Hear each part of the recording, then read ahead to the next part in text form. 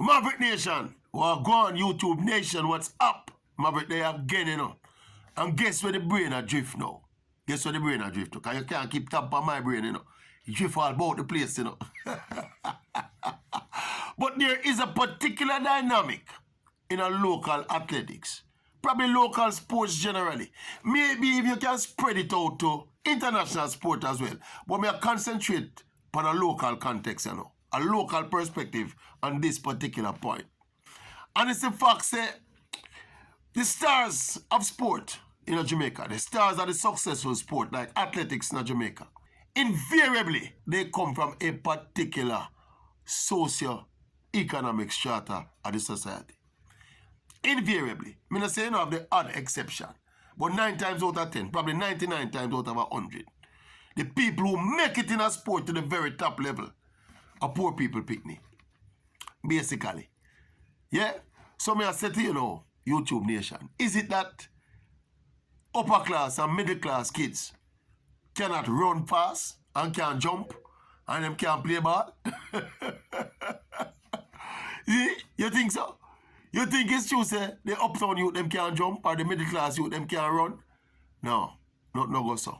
Me I go break down why this reality exists where me I go posit out what me call an impregnable theory as to why most sports stars who make it to the top of the pile in their respective sport, invariably, they are poor people's children. In a Jamaica context, either them come from the heart of the garrison or they come from deep rural Jamaica. Characteristics of poor people picnic. All right. Here the main reason we are positive for that now. It's not that young Jamaican kids at 9 or 10, the ones that will come from the ghetto or deep rural Jamaica, them more inherently talented than the uptown youth, you know. No.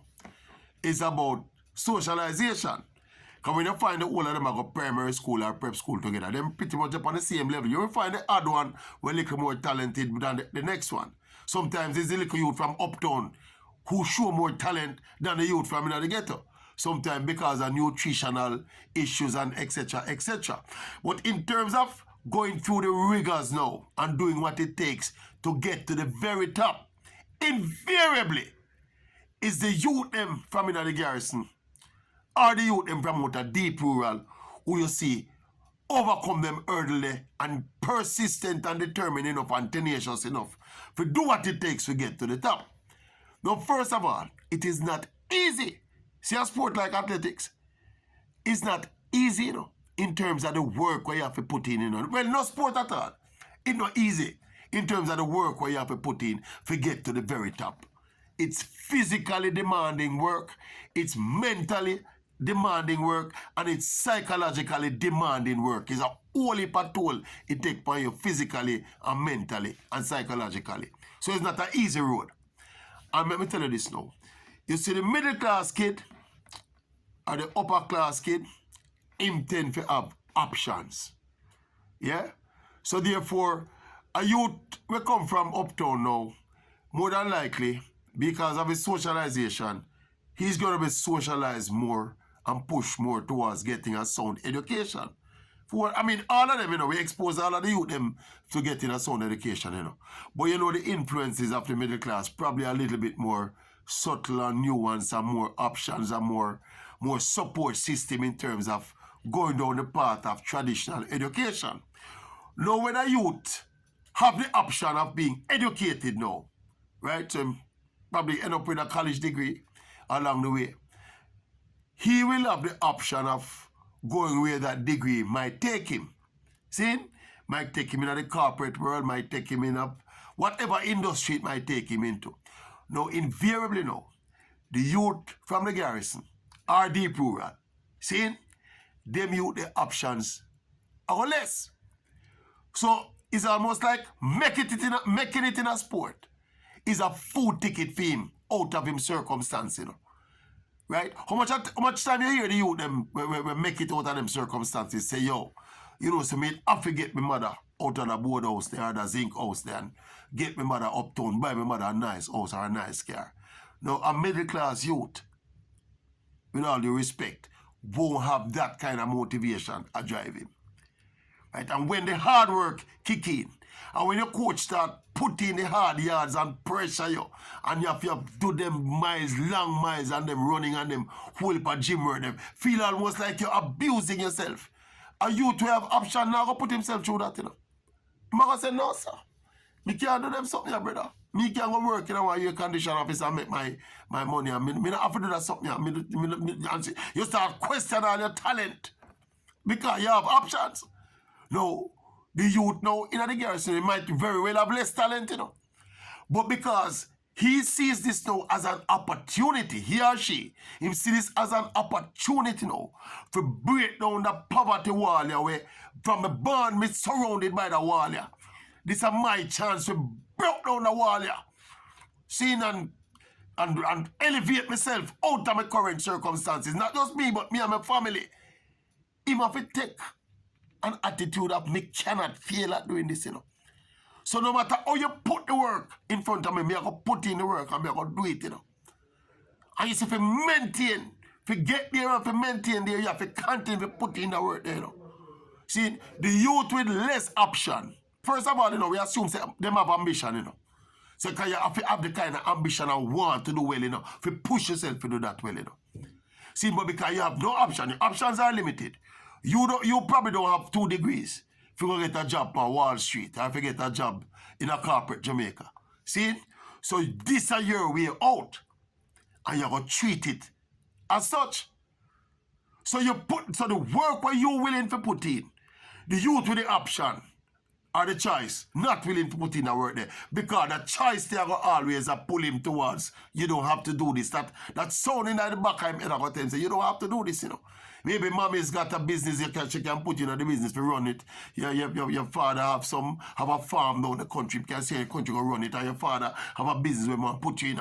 That are the options that are available to the middle class. And look, this is not a negative either way, you know. It's just a reality we are discussing. You know. Probably people never think and say, why is this more middle class you know, make it in a athletics and make the Olympic team or you know, make it in a professional football and all of them something. The youth from the Garrison have a different kind of motivation.